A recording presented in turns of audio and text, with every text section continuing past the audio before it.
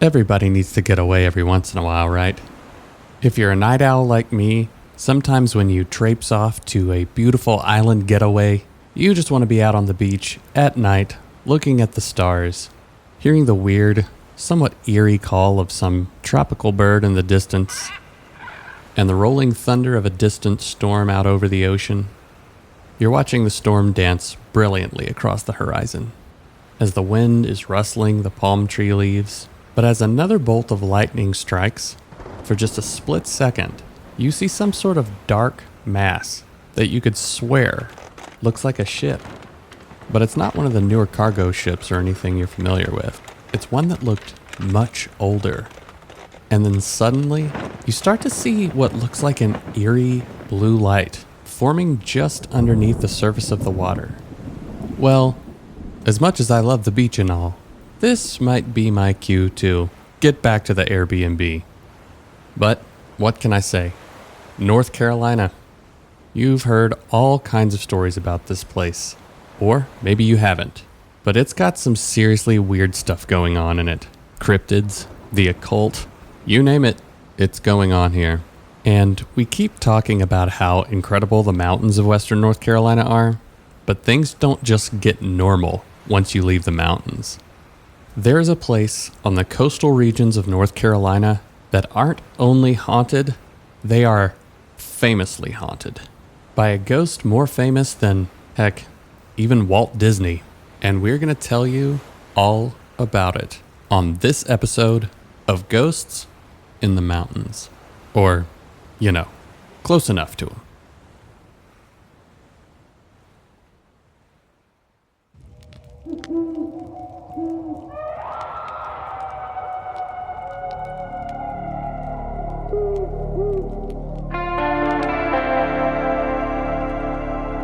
The Appalachian Mountains are some of the oldest in the world, and we just happen to live in them. One thing we can tell you, there are ghosts in the mountains.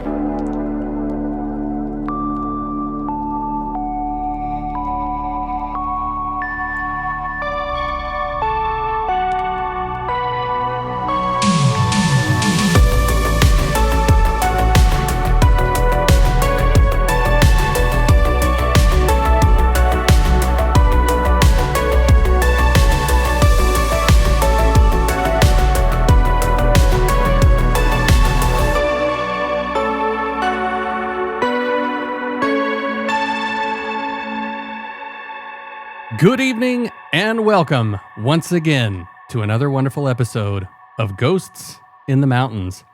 As always, I am your host, Caleb Hanks, and I'm here with my wonderful companion, my compatriot, my sidekick, he's not a sidekick, you know, he's a force of nature of his own, Mr. Austin Burgess. Brother, how are you doing on this magical night? I'm doing pretty well tonight, man. How are you doing? Well, look, man, I'm going to be completely honest with you. You know, we've been traipsing around the mountains of Western North Carolina for so long. And look, I love it, but the reality of the situation is, dude, I need a vacation. A vacation? Yeah. Where are you thinking? What do you got in mind? Buddy, a tale as old as time, a song as old as rhyme. When people like us that live in the mountains go on vacation, there's only one place to go. Myrtle Beach. We're going to Myrtle Beach. We're going to do all the ghosts of Myrtle Beach. Just kidding. But we are finally going to break the barrier. We are finally going to get out of the mountains. So I guess this will be Ghosts in the sort of mountains. But there is a tie into the mountains with this one. We are going to take you on a trip, starting in the Appalachian Mountains and ending in a very precarious place. And let me explain what I'm talking about.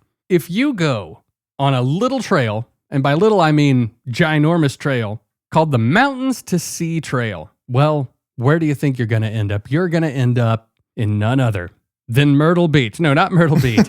You end up in a couple of different places, but one of the places the Mountains to Sea Trail will lead you is to the Outer Banks of North Carolina. Yeah. We're getting out of the mountains, but we're going to stay in North Carolina just for now because it's like, you know, it's like dipping our toe in the water, you know? Right? And the Mountains to Sea Trail actually spans from kind of an area in the Great Smoky Mountain National Park all the way out to the Outer Banks, and it actually goes right through Asheville. So not sure if you knew this, but the area kind of section that goes right through Asheville actually passes right by my house. It's probably a 10-minute walk from my porch to being on the Mountains to Sea Trail. Yeah, that's awesome. Yeah. I remember you telling me about that. I have encountered the Mountains to Sea Trail in a couple of different hikes up on the parkway heading, I think, beyond Pisgah or somewhere like that. You run into it.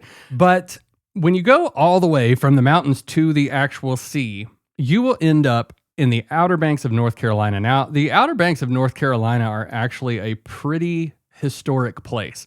You know, if you ever see a North Carolina license plate, a lot of them will say First in Flight, and that is because the Wright brothers, Johnny and Edgar Wright, the Johnny and Edgar Winter, the Wright brothers, they tested down in, I believe, Kitty Hawk and Kill Devil Hills, some of the first aircraft that ever essentially became the spawning point that evolved into what we now know as commercial airlines. And before they were ever making their prototypes for the planes, there was some even crazier stuff that was going on down there. Yeah. Have you ever seen the monument they have for the Wright brothers out there? I believe I have, actually. Yeah, it's a cool little area. I was there for a work trip. It was pouring down rain, but I still walked out there, saw it, and turned right around to my car. Yeah, exactly. Got the full experience. Well, the reason that we are talking about the Outer Banks of North Carolina today and finally breaking out of the mountains is because the history down there is really, really wild. And there's one notorious person that really made some, waves back in the day, literally. Now, it's kind of a toss-up between how you want to pronounce his name, but the thought was that his name was Edward Teach. Yeah, and I think due to his profession, there's some thought that Edward Teach might have not actually been his real name. It was just kind of a name to make up to protect maybe family members or hide that association of his true identity. But if you're not familiar with the name Edward Teach, or I think I've heard it, Edward Thatch is another pronunciation I've seen. That was the other name in question. But I think most people would probably know him by the name Blackbeard. And it's only fitting that the guy with the black beard gets to say Blackbeard first. Right? But I earned my keep. Indeed. Well, Blackbeard, the most notorious pirate probably in history. I don't know if a lot of people really know that he was killed right here on the coast of, I want to say West North Carolina, but it was actually way eastern North Carolina. Yeah, that's something I think I always knew. I just never really fully understood all the ghost stories that were associated with that. And kind of in my research, I've looked, and there's a few other, different tellings of the legend associated with the ghost of Blackbeard. Some tied to Williamsburg, Virginia. There was actually one from Corpus Christi, Texas, but admittedly, that pretty much all came from the website of a local Blackbeard's on the Beach restaurant there. So I think they're trying to play up their lore a little bit. Don't mess with Texas, Blackbeard. Right. There was also another report of a haunted steamboat in Mississippi that allegedly had Blackbeard's entity tied to it. But the most commonly associated area with the ghost of Blackbeard is Ocracoke Island. Now, you've been to Ocracoke Island, right? I think I've probably driven through. I've really only been to the Outer Banks once, and that was for a work trip. And as I kind of alluded to, pretty much poured rain the whole time. So yeah, I don't know if I got the full Outer Banks experience. Well, unless you drove your car onto a ferry, then you more than likely didn't get to Ocracoke because that's the only way to get there. Okay, yeah, definitely did not make it out there then. Yeah, it's quite the experience. It's the only time that I've ever driven a car onto a giant ferry with other cars, and then they cart you out to the island there. So wait a minute, if this is connecting to the Mountains to Sea Trail, do you just lead up to the ferry and then pop on and get on the island that way? Yep. Nice. Yeah. So, okay, that's cool. I think the trail actually technically ends in Hatteras Island, so it must include this ferry ride. Yeah, so, technically. You got to go under the water. yeah, right. I'm not going to be doing that portion because I am incredibly fearful of barracuda. But once you get out to Ocracoke, I'm just going to say Blackbeard and the folklore surrounding him is definitely a part of this. But this is also a very strange area in general. We're going to get into that a little bit later, but it's going to start with some ghost stuff, but it's going to get weird. Now, I personally have been down to this area, and I've seen a lot of the area that have been associated with pirate activity. And we're going to get into the history of like why there were so many pirates there, but I will just start off with saying there are some definitely spooky areas down there. One that I'm blanking on the name of, it's here we go, fam. Springer's Point. Now, Springer's Point is pretty well known as being this, essentially the pirate woods, as it had been referred to. And it is a place where basically pirates would just hang out, party, get drunk in there. The whole story that I heard was there's a couple of graves that are all kind of out throughout the woods, and apparently one of these pirates really loved his horse, and some sort of accident happened where he and his horse both died, and so they buried him on his horse. So while you're there in the woods, there's the potential that you have this, ghost horseman rolling around. Was it a pirate ghost horseman? It was a pirate ghost horseman. That's a lot of different stuff. Yeah, I like it. That's kind of like my old fake radio station. But I think to explain why there was so much pirate activity and then purported Blackbeard spirit walking around, we need to get into the history of who was this guy? How did he die? How did he end up dying on the coast of North Carolina? Yeah, I think that's a cool little piece of history that maybe not a lot of people know, for the full, story of Blackbeard in North Carolina. But, I do think it's interesting because Blackbeard himself is such an enigma.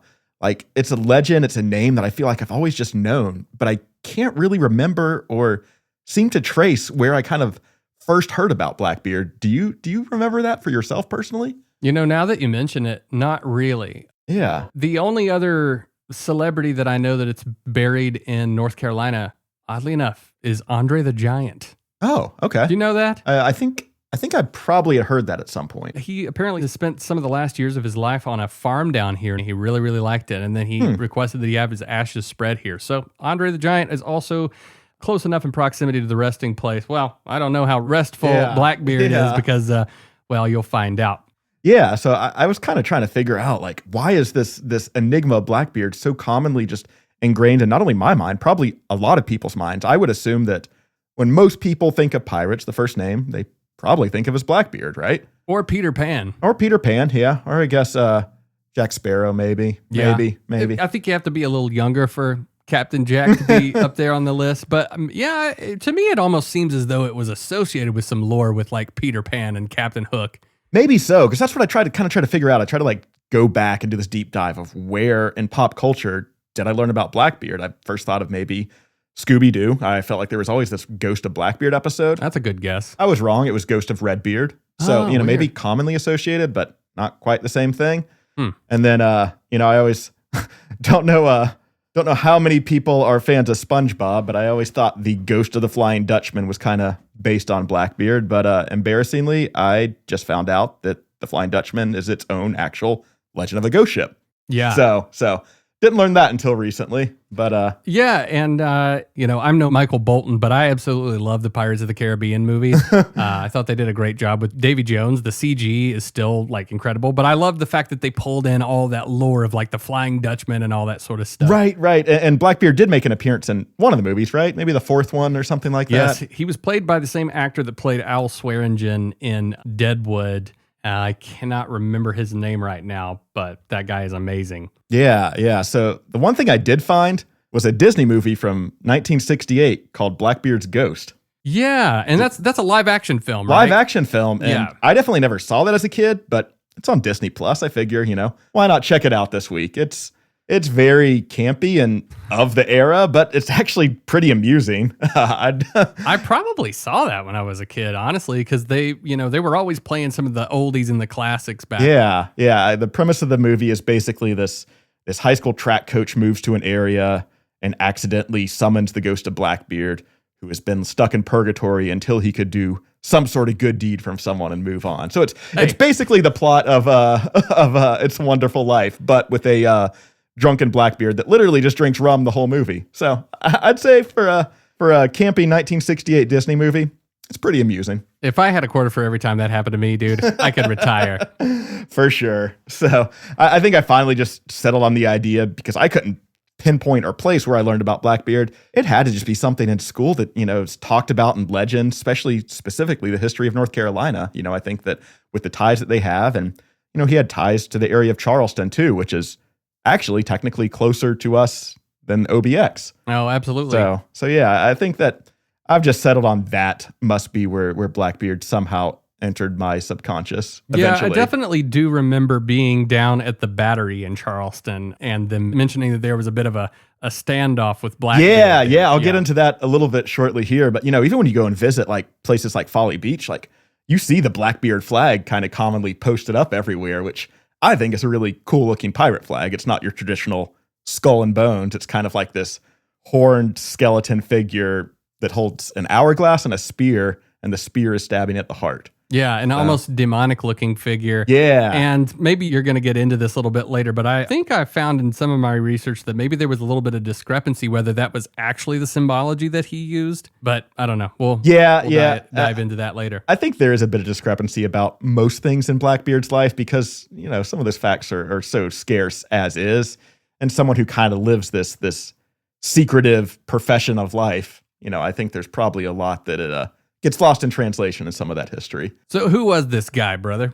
Well, from what we can tell and from what historians have kind of traced back, we mentioned he was an individual known as Edward Teach or Thatch, but I think Teach is kind of the most commonly known name.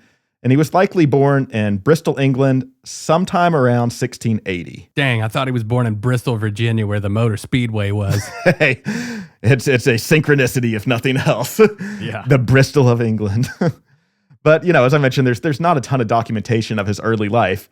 But many of the historians that have tried to trace this back believe that he went to sea fairly young. He was likely drawn into the British Navy or some type of merchant marine type crew, which eventually led to him working as what is known as a privateer, which is basically just a militarized pirate used to attack and capture enemy ships during wartime. Nice. Yeah. So it's legal pirating for your country. Patriotic pirating, if you will. As long as it's the government, it's fine. I know, right? Yeah. So that's kind of the belief of where he got his start. I think he was probably brought onto one of these privateer crews and eventually worked his way up and kind of collected this skill set that was useful for his future career. But like many of these future pirates, he cut his teeth as a privateer during what is known as Queen Anne's War, which lasted from 1701 to 1714. And this is where England authorized these privateers to start plundering enemy vessels. War gave rise to a generation of these hardened, sea-savvy warriors that were trained in naval combat and fueled by the riches of raiding. So when the war ended, thousands of these men found themselves unemployed and armed, broke, and itching for adventure. There you go.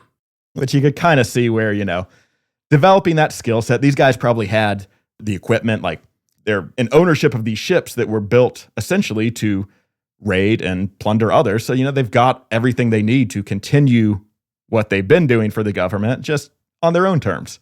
I guess that's why you get the term pirate radio, Right. It's like we're not going to go by the standards of broadcast. We're just going to do our own thing. Exactly. So, by 1716, Teach had found his new calling, and that's what became known as piracy. Damn, dude, are we pirate radio? Maybe so. Are we pirates? We're like a hybrid. We're like a Ghost Wolf pirate radio. That sounds right. I don't think that name's taken. Nah, we should sounds really familiar though. Trademark that. Anyway. So after he decided this was the right career path, I don't know if that's the word you would use, but we'll go with career path for him.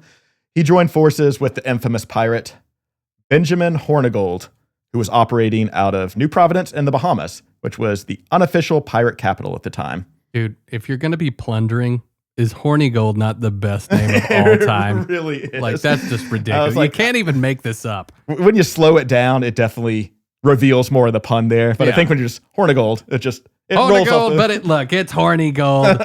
It's spelled with an I, but it's still horny gold. Maybe that, we talked about Teach being one of these invented last names. Maybe old Benjamin was just big on the puns. Yeah, maybe so. Maybe these were like their pirate names. Yeah, for sure. So Hornigold saw promise in Teach and eventually gave him command of his own vessel. And Teach quickly kind of made a name for himself. He was bold, he was calculating, and I think the thing that really set him over the edge is he was theatrical, which was something that I don't know if the pirates quite incorporated that into their day-to-day operations until Blackbeard kind of came around. Hey, worked for My Chemical Romance. For sure. So what set Blackbeard apart wasn't just his naval power. It was this terrifying legend that he crafted around himself. The name Blackbeard was basically born during this period when his legend was starting to be born. He transformed from Edward Teach into the legend of Blackbeard. He was this tall, broad, imposing figure with this thick black beard that he would braid into coils and tie with ribbons. Might not sound the most intimidating, but I guess it was. And the cool part that I found was before battles, he would weave these slow-burning fuses into his beard and light them up so it looked like smoke was just billowing from his head, face, and neck. Kind of gave him the appearance of this demon rising from hell. That's so badass, dude, honestly. And you couple this, and again, back in the day, this is the 1700s. They'd never seen, theatrics to that degree, probably. And then also, he's got this mythology around him because he is able to just overtake these ships and stuff. I mean, this is how this becomes so notorious. I mean, I love it, dude. He builds himself up as this otherworldly thing and just also happens to be a total badass at raiding. Right. And kind of the cool thing is he wasn't known to kill. Like, historians believe that probably the only time that he was actually confirmed to kill anyone was during his last stand, which we'll get to later. Yeah. But the fact that he didn't have to kill anyone when he was going and raiding these ships, his reputation, this theatrical appearance, this legend he built around himself, just invoked fear in all these victims that they kind of, that was enough to get the job done without having to commit murder alongside with that. And I guess that's probably a little bit of a smart tactical decision on his part, because you got to think when you're pirating, you're on the run from some form of the law. When you start leaving a trail of bodies, that's just going to build your yeah, that's really going to get the guard dogs after you. Exactly. So, But it's also kind of this thing, and I'm not sitting here going, I bet Blackbeard was a real stand-up dude.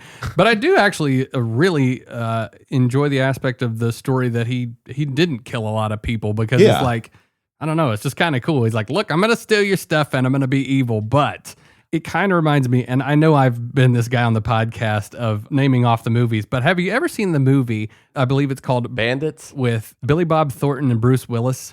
No, but this sounds like an awesome movie. Anyway, if you ever get a chance to watch that movie, it's great. Yeah, that sounds awesome. But yeah. So I don't know if this was necessarily attributed to Blackbeard having this moral compass, or if it was just kind of more of a strategic move, because there are, people that kind of attribute Blackbeard with doing some good deeds. I think one of the other common things is them raiding slave ships, basically capturing these ships that were meant to transport slaves, and either freeing the slave crew, and more commonly than not, these slaves would often join the pirate crews themselves. Sure. And the vessels that they gained along the way were just another strategic piece of that. But again, I think that might have had a little bit more to do with them just trying to strategically plunder the right type of ships and build their crews more so than them having this anti-slavery moral obligation. A lot of the ships that were cargoing the slaves, they had a ton of room in the hull. Yep, exactly. That's where your booty goes. Exactly. That's where all the plunder goes. Yep. And it's like, if you want to join the crew, you can. So yeah, honestly, you're probably better off as somebody of African descent at that point. Oh, I mean, you got to think about it. Pirate ships were pretty democratic for the time being.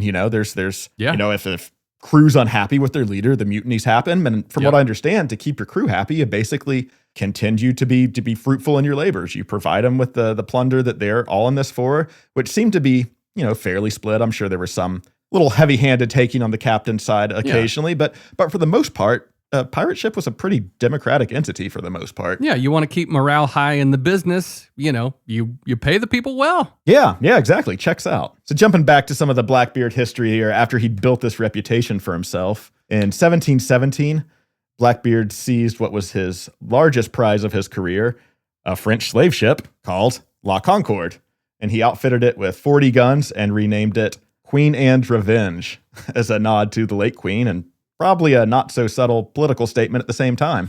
So now commanding a small fleet, Blackbeard had the firepower to blockade entire cities, shutting down their ports, stopping any trade from going in and out.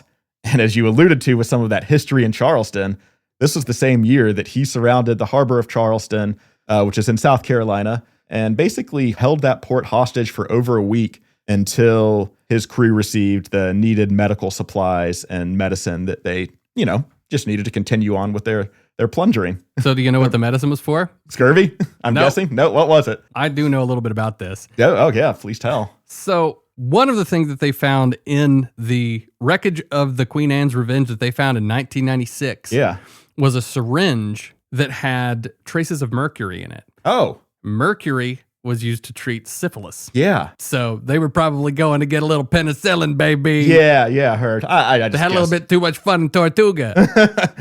I figured scurvy was the most common guess on that. So. Nah, that's why they hit the tropical islands. They went to go get some limes. There you go. So by 1718, the British government was really starting to crack down on piracy in general. And Blackbeard briefly actually accepted a royal pardon from the governor of North Carolina, promising to leave his pirating days behind him. This is where he started to take refuge, or set up camp, as we should mention, off the little inlet of Ocracoke Island and the Outer Banks. But after being there for a little bit, he was starting to work some under-the-table deals. He was starting to do some smuggling, not quite the crimes that he was kind of formally known for his days as a pirate, but enough to still view him as a threat from a government standpoint. Yeah, and I think that there was some speculation that Blackbeard and the governor were potentially old buddies from back in the day. Oh. I don't know how true that is, but it is, people have questioned that in the past. Interesting. Maybe he shared some of that booty with him. I mean, dude, a bribe goes a long way back in the day. Freedom, yeah, dude, sure. 100%. So this is where things take the turn. That same year, Lieutenant Robert Maynard of the Royal Navy was sent to hunt him down. And on November 22nd, 1718, this is where Blackbeard's luck ran out. And he was from Virginia, right? He was from Virginia, correct. So he just had to pop down the coast. Yeah, he's right pretty quick. Yeah, exactly. And this is what led to the brutal battle right off of Ocracoke Island, where Blackbeard reportedly fought ferociously. He allegedly took multiple gunshots and sword wounds before he was finally brought down. Yeah. So this dude just went out swinging. And apparently pretty heavy, because they said he had 5 gunshot wounds in his body and either 20 or over 20 stab wounds or cuts on his body from swords. Dude went out with a bang, brother. Yeah. So as we mentioned, he didn't kill up until this point. Yeah. Dude was fighting for his life. At the end, he definitely capped a couple of people. They said that he was literally loading up another gun when he fell to the ground. Yeah, I think that I did see that same story. That someone he was about to shoot someone in front of him and he got stabbed in the back. Yeah. Wild. So, after he fell, his head was cut off and hung from Maynard's ship like a trophy. According to legend, his headless body was then tossed overboard and swam around the ship 3 times before sinking to the depths of the ocean. Metal. I mean, look, I kind of doubt that he swam around, but after that battle, I'll give him his victory laps. Yeah, completely understand. And I think, swimming is probably just associated with that body floating around the ship a few times before it finally did. But I will say that is probably definitely the start of the legends of the ghost of Blackbeard. Oh, yeah. So, ever since the day that he was beheaded in battle, they say that the ghost of Blackbeard the pirate has haunted a hidden cove on Ocracoke Island and a spot that's known as Teach's Hole. Does that sound right? Is that the area that you visited? Yeah, I could be wrong, but I'm almost certain that Teach's Hole is right there where Springer's Point is. Okay, yeah, that would make sense. It's all kind of grouped together. That's where they were partying. That's where they were hanging out. Those are the pirate woods of Springer's Point. And I do remember the first time I ever went down there being told, Blackbeard's body was literally thrown, right out here. So that had me pretty intrigued, because I'll just tell the story really quickly because it's really weird. So I played mandolin in a bluegrass band for the longest time with my brother in a band called Nitro Grass. And one year, I think it was probably 2012. Yeah, I believe it was the summer of 2012. We basically did a little tour of all of the islands in the Outer Banks, and we played at a couple of different places. We played at the amphitheater right there in Duck. That's a really cool little place. We played on Ocracoke Island, and I think the Outer Banks are just some of the most beautiful places in the world. One thing that is so cool about the Outer Banks is when you get down there on Ocracoke and the subsequent islands, there is almost no light pollution, and especially not when you're out there on the beaches, and the stars are so intensely vivid. It's just mind-blowing.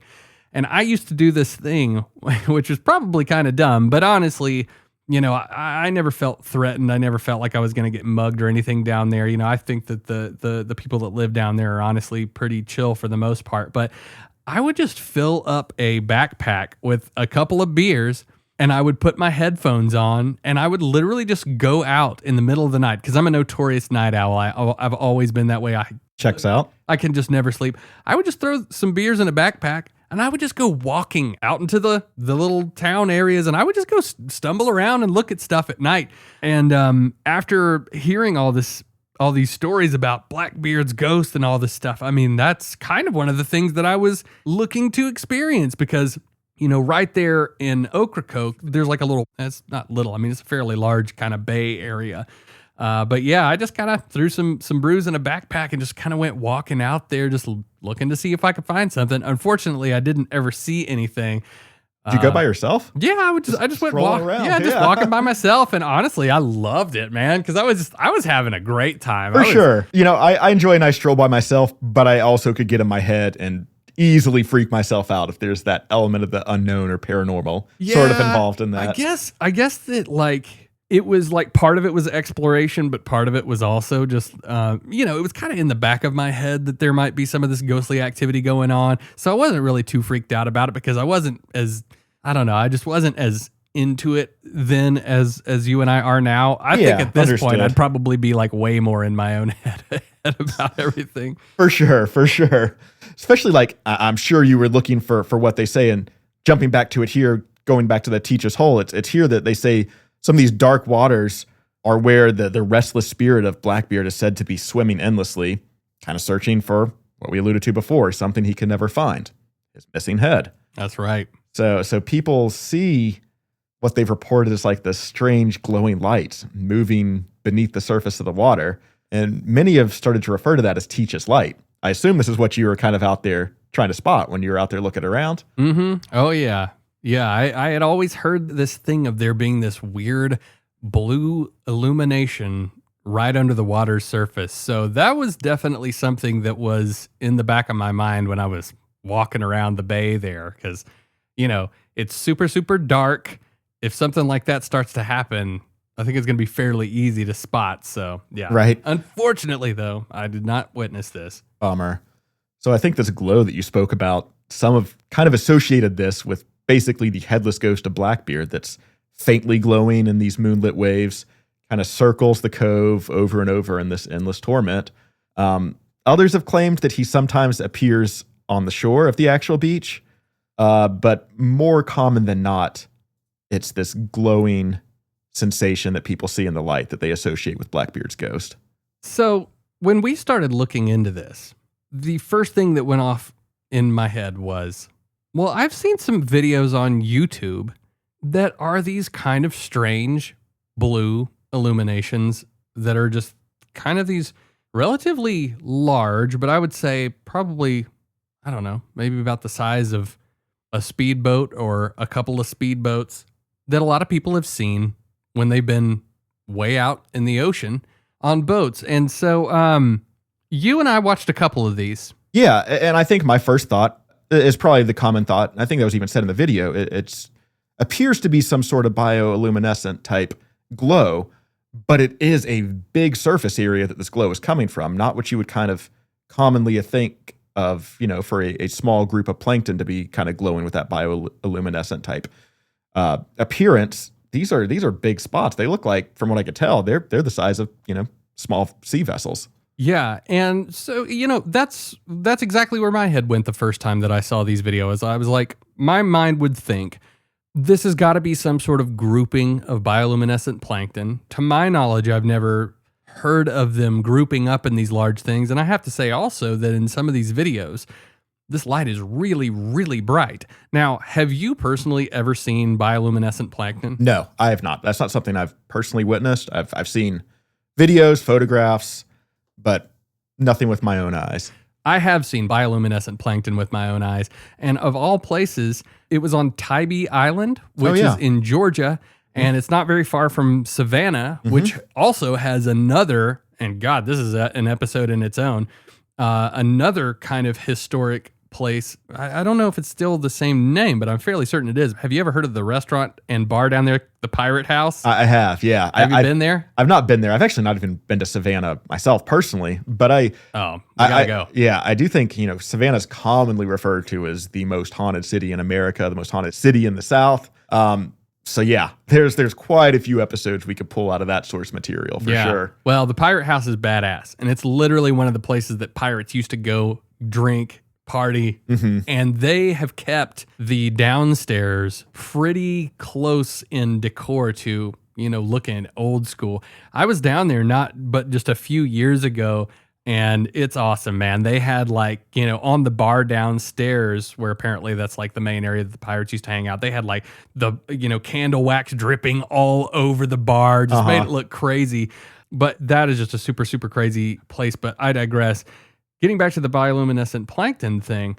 Now, when I have experienced it, it's very, at least on Tybee Island, it was one of those situations where it's like you would be walking on the beach and you would just see these very short, small bursts of illumination. And so my buddy Matt Hickson and I were down there playing some music, and we started to notice this, and we're like, dude, I think this is freaking bioluminescent plankton. We kind of start poking the sand in there, and they just start going off like that. Now, these are very, very faint illuminations. The things that we're talking about in these videos that we were watching, which again, why we're talking about this is because it was reported that, Blackbeard's ghost is this faint blue glow right underneath the surface of the water, which is what these videos look like. Well, I've seen also subsequent videos of bioluminescent plankton where they're in a much more, illuminated state, and they look nothing like this phenomenon. So I probably do need to do some more deep diving into this stuff, but I just thought, ChatGPT is pretty good at aggregating information like this. I'm just going to, see what ChatGPT can, figure out about this. So I have a YouTube video in question, and I, send ChatGPT the transcript of what reportedly happened with one of these instances where you had this ball of illumination underneath the surface of the water way out in the ocean. And so I essentially said, is there any scientific evidence that would lead people to think that these glowing spots are large groups of bioluminescent plankton all lighting up in one spot below the surface? And I said, is this a known behavior of this species or of plankton in general? And it said, yes, there is scientific evidence that bioluminescent plankton, especially, and let me butcher this, binoflagellates, I think that's We'll go with that. Yeah. We'll go with that. Can glow in mass in concentrated areas. However, what you're describing, a single persistent, unmoving glow from below the surface, isn't typical of their known behavior. ChatGPT goes on to say, it states its own question, could they create a stationary underwater glow? And it goes on to say, it's very unlikely under normal conditions, but here are some rare possibilities. Local convergent zones, or eddies, might trap large concentrations of plankton in a tight area. Nauticula scintillans, also in quotation sea sparkle, can sometimes form dense blooms, but again, they're near surface dwellers. And these phenomena are relatively near surface, but if I were to have to gauge how far these illuminations, these anomalous ones, are down in the ocean, I would say probably between 10 and 20 feet below the surface. Yeah, you definitely see some depth in the glow when you're looking at it. It's, murky, dark water is kind of hard to completely see how far that's going down, but you could see, there's at least a foot of glow continuing to drop deeper beyond that. Yeah. So. And so in conclusion, it said, in short, while bioluminescent plankton can cause large-scale glowing events, what is described in this video doesn't match typical plankton behavior. And that's exactly why it's become such a mystery. Now, you and I looked at a couple of these videos, and there was one that I couldn't find, but I know that I've seen, where there was a bunch of people on a cruise ship up on the deck, and they were all filming this exact same phenomenon. I'll have to try to dig that one up, and I'm sure there's probably people out there in the audience listening to us talking about this and being like, it's plankton, you guys are idiots. And hey, we're not saying it's not. What we're saying is, if it is plankton, I would definitely need to do a lot more research to find out what behaviors they're displaying here. If this is an uncommon behavior. It's a whole family of plankton if it is plankton, for sure. I mean, a whole freaking colony, And so that is definitely just strange in itself. But it really kind of had me thinking back to something else that I've heard in relation to the Outer Banks. Yeah. Which makes me kind of question, if this whole thing is even bigger and weirder than we could ever think. I think the whole subject of paranormal is even bigger and weirder than we could ever think. Oh, I agree with you there, buddy. You know, the ghost of Blackbeard. All right, we're already pretty out there. Let's go further. Now, the U.S. Navy, I have heard described in many circles when talking with different people about, well, none other than the UFO phenomenon. Apparently, the coast of North Carolina is a hotbed for UFO activity. Yeah, and I have heard this from pretty numerous sources, honestly. And, you know, I'll take the Navy's word for it. I've heard that on radar, they get stuff out there daily. I've also heard some really wild stories. I remember speaking with the great Mark D. Antonio back when I was in 2013, and I was at the Tempe, Arizona UFO Congress. And he and I were talking about, we're both just fascinated with the USO, the submerged object, yeah. Unidentified submerged object, which, is what the commonly associated name with these underwater UFOs are. And it's not that they're just submerged, they're kind of a trans-medium type vehicle. Yeah, and probably one of the weirdest calling cards of a USO is these things are underwater and the radar is picking them up, hauling the mail. Faster than torpedoes, faster than things should probably move underwater. Now, here's what really got me thinking with this whole idea of big weird lights underneath the water in Ocracoke Island, specifically. Now, a couple of years back, I was hanging out with, again, my buddy I just mentioned, Matt Hickson. What is up with the paranormal, and beaches? But I was hanging out with a buddy, Matt Hickson, and we were hanging out with a friend of his who I had only ever met. We'd played some video games together, but a buddy of his named Grant. And we just kind of, as you do, got on the subject of paranormal stuff. And I said, Grant, you ever seen anything weird? He says, yes, sir, absolutely. I said, do you care to divulge? He says, yes, sir. And he said, he and his dad were fishing on the Outer Banks. And, like I described the beaches out there before, it's pitch black out there, aside from, I believe, probably the Hatteras Lighthouse. Yeah. And which I've also been to, and that's amazing. You have to get another ferry over to that island, correct? I think you do. And he said him and his dad were out there fishing on the Outer Banks one night, and what he described as just a ball of light comes up out of the ocean right in front of him, probably 20, 30 feet.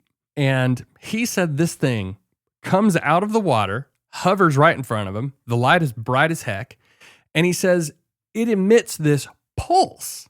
And he said it shook the ground. He said he felt the pulse like on his chest, and he felt it actually shake the ground. And then he said the thing lifted up and just took off and flew off into the distance.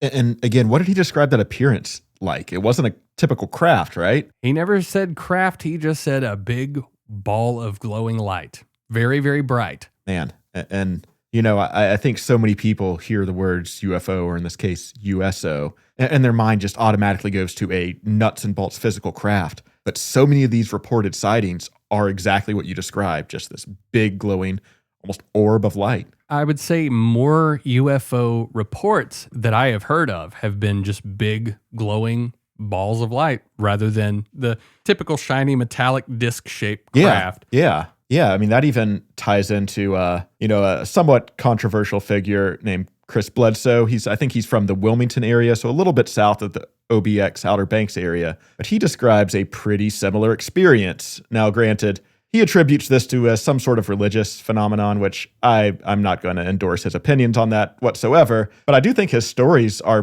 pretty interesting, and especially interesting that it almost ties into the exact description that you just mentioned as well. So talking about that coast of North Carolina being a bit of a hot spot for this, that just kind of further substantiates it. Sure. And, I've seen some rather strange videos of lights that seem to be hovering out over the ocean that are very, very bright. And even I have wondered, okay, what exactly am I looking at here in this YouTube video? Mm-hmm. Now, one thing that I ended up seeing that I think in a lot of these cases, I think there's a decent potential for this to be the case. But when the military is practicing shooting different various types of guns or tanks or different kinds of things, what they will do is they will attach a flare to a big balloon. Yeah, I've heard a little bit about this. Yeah, and they'll essentially go up to a certain altitude and then they'll kind of hover there. And there's a lot of videos that have popped up on the internet that are some in night vision and some of them look rather anomalous and people just don't really know what they're looking at. I didn't for the longest time. Yeah. Obviously, I go to the one guy who does know about this stuff, the bro, and I say, hey, what am I looking at? And he's like, oh, well, these are military target flares. And I do think in specific instances of videos that I've seen that people are seeing that are out over the ocean that might not know that this is a tactic that can be done, whether this is military or whether this is a private entity that is perpetrating some BS. I don't know. Dropping flares from planes. I don't know. I don't know who would do that. I don't know. It's kind of weird. It's kind of up in the air. See what I did there? But when I was talking to my friend Grant that night and hearing the story from him, well, I don't think a flare acts like that. And that story really got me thinking. And so, again, I heard the stories of Blackbeard's ghost back when I was down on Ocracoke Island, probably in mid-2013. And I really never thought too much about it, and especially when I was looking at these YouTube videos of these weird illuminations under the water. Now, for all I know, these weird illuminations are an uncommon, but, some sort of activity that is a congregation of bioluminescent plankton. I'm not opposed to that theory. In fact, to me, it probably seems like the more likely scenario.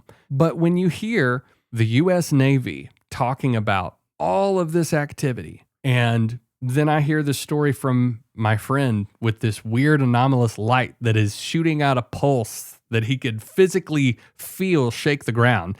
And now I kind of get to thinking, it's like, okay, pirate ghosts are weird. What's even weirder is the idea that this crap that people have been seeing and been tying the folklore of Blackbeard to is maybe an even stranger phenomenon that God knows how long has been going on this planet. And I really love this tie together with this too, because it almost goes back to these theories of people like John Keel, who would argue that the phenomenon of ghosts is one and the same with the phenomenon of UFOs. So it's almost like that other piece of evidence that kind of supports that overarching theory. Well, the idea of the interdimensionality of the UFO phenomenon, I think has really started to kind of, break through into the mainstream over the last, 15, 20 years. But I just feel like I hear so much more about it now than I ever did back when I was 16 and really starting to get into this stuff. Yeah, Maybe I just wasn't paying attention. Keel's been preaching it for years, but I think a lot of people just kind of wrote him off as this hyperbolic author. For sure. But that is just so funny to me. That's like, here is this notorious character, this notorious ghost story. And what could potentially be sparking it off is frickin' aliens, bro. And I mean, it goes back to the idea of these like trickster entities that like, oh, there's a story here and people believe that they're seeing this.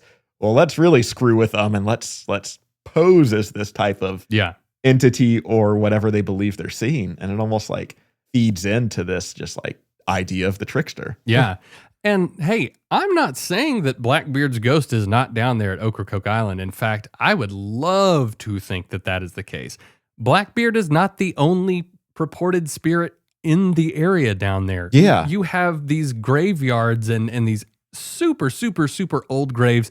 I only got a second to look into it because I know we were kind of focusing on this idea of Blackbeard, but there is a slew of different known ghost sightings that happen down there in accordance with a lot of these older graveyards.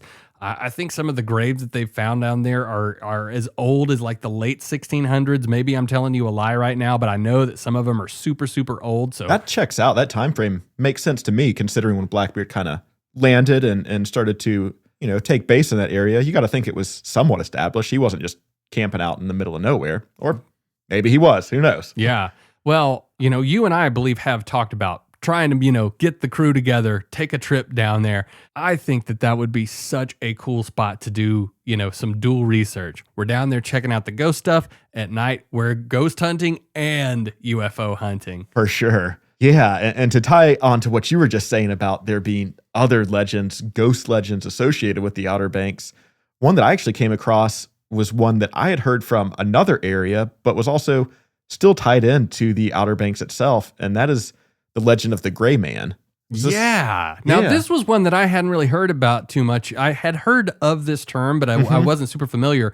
So, yeah, please enlighten me and the audience about the Gray Man, because, God, it's borderline Mothman, actually. Yeah. It's almost like that harbinger of doom type entity. So it's like the idea of this, and I'd always heard it pitched as the ghost of a pirate. I think there's probably different details on the legend depending on where you are, because this is kind of tied to a few different areas. But I'd first heard about it when I was actually staying in Folly Beach. Adriana and I were there a couple years ago, right before one of the hurricanes was basically going to be rolling right through Charleston and Folly Beach. And we were there a week before, kind of in preparation, talking to some of the locals.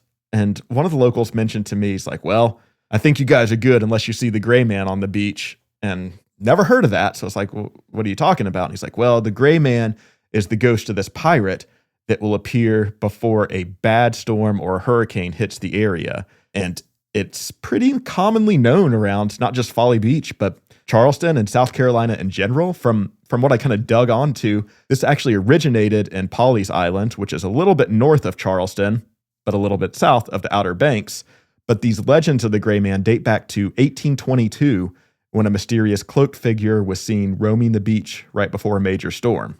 Now, in the past 200 years, 6 hurricanes have hit the shore of Pawley Island. Hurricane Hazel in 1954 and Hurricane Hugo in 1989 claimed an estimated 119 lives between the two of them. But according to locals, the Gray Man has appeared before every one of these 6 storms on Pawleys Island. So it definitely has its origins and roots on Pawley, but as some of these legends go, they start to spread to these surrounding areas, especially more of a, coastal ghost pirate theme. It makes sense for it to travel to a place like Charleston. And when I was digging for more ghostly pirate activity in the Outer Banks, I actually came across a news article from, it was about 4 years ago, and it claims that the same figure, this shadowy entity of the Gray Man, had been seen before big storms both on Hatteras Island and Kill Devil Hills, both in the Outer Banks. Man.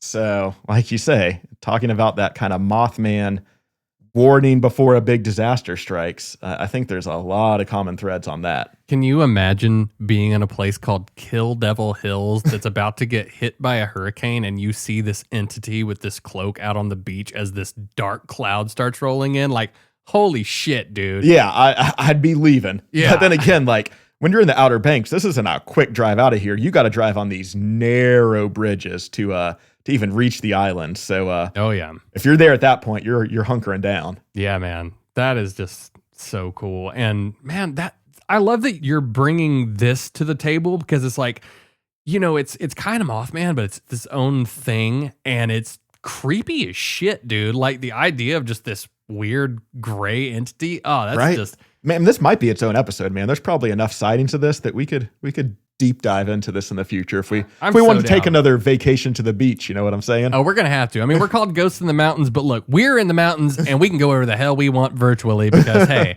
the internet. We are metaphorically at the beach right now. Indeed. Yeah, I'd be so interested to know more about the Gray Man stuff, because God, talk about, the paranormal cinematic universe. It's like, where's this guy's movie? He sounds so freaking cool. Yeah, I mean, you think about what a cultural figure Mothman is for, roughly the same purposes. And if you're not familiar with like the actual depths of the Mothman lore, I think, like I said, he's kind of a pop cultural figure at this point. But if you're not familiar with like the full story, the Mothman was this entity of what it sounds like a Mothman that was appearing to residents right around the Ohio River Valley area of West Virginia, really in the months leading up to the collapse of the Silver Bridge, which killed quite a few residents sometime around the Christmas time. I don't know the exact date on that, but the idea of the Mothman appearance was that it was warning of this impending tragedy. Oh, yeah. So you could probably see the parallels we're trying to draw between this and the Gray Man. Man, I just from the standpoint of a cryptid, I love the Mothman so much. It's literally one of my favorites. I do too. And I think part of that just stems from John Keel being such a big figure and introduction to this world for me. And that is, pretty much his flagship writing in that case. But yeah, the idea of the Mothman itself it really has become this just entity that so many people find an association, or I don't know, quite understand where people feel that that's their spirit animal, but hey, if it works for them, it works for them. I kind of get it, honestly. Have you ever been to Point Pleasant? I've not. That's a big one on my bucket list for sure. I apparently went through Point Pleasant, West Virginia when I was a little tiny baby. Okay. And so now I got to go back. So dude, it would be dope if we could both be there at the same time for the first time. Mothman Festival. Let's do it, dude. There we go. Well, that's the thing. We need to start getting our butts to some cons, dude. We'll definitely get there for sure. That's, like I said, that's just a bucket list item for me personally. Like that Mothman statue they have down there. Oh God, I know. That's like you got to get your picture there. You gotta. It's like I would rather get my picture taken next to the Mothman statue than like the Leaning Tower of Pisa. Like no offense to the tower, but I appreciate the art. Yes. The other one just speaks to me a little more.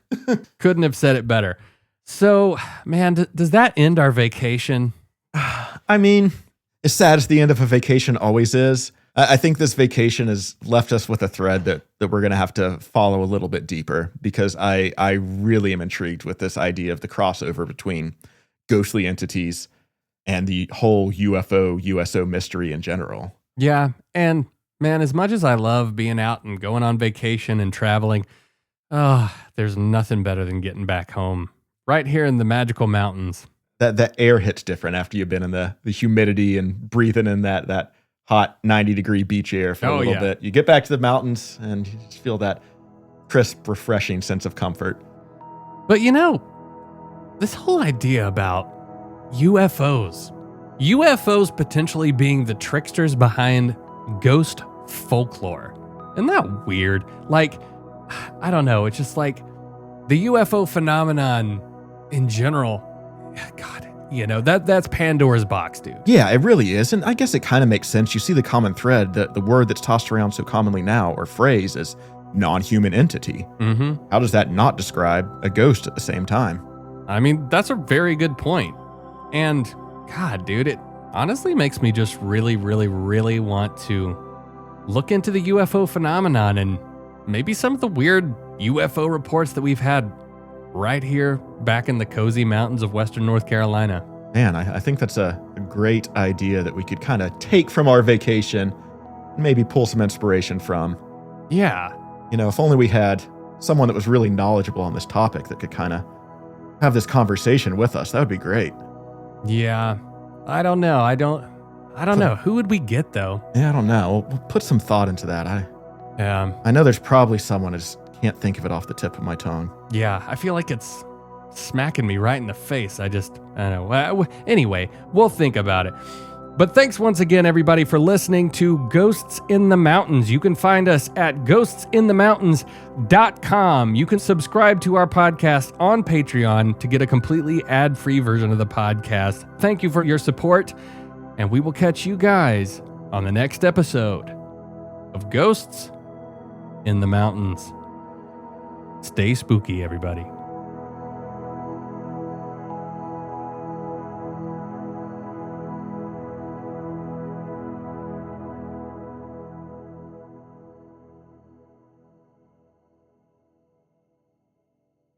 Arr, Austin! Arr, ya hardy! Batten down the hatches, ya crazy bastard!